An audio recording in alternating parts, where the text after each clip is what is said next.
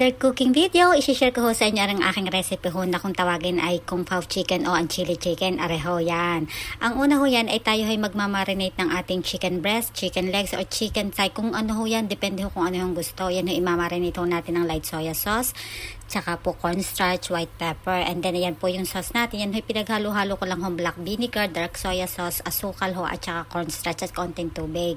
At aring nga ha, umpisa natin ang pagluluto. Isasangkutsa lang ho natin din yung ating bawang, sibuyas, at tsaka ho, luya, at tsaka yung ating dried chili. At pag yun ho ay naging aromatic na, ilalagay na ho natin yung ating binabad na chicken at aring na nga ho.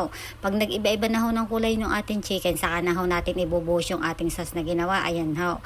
Medyo kinulang ho ako dyan ng sauce, kaya ho ako'y nagpanibagong timpla at dinagdagan ko ho dahil talagang medyo mas masarap po rin pag medyo may sauce ho na kaunti. At ayan ho, atin ho halo at sisiguraduhin ho natin na coated hong maigi yung ating chicken ho.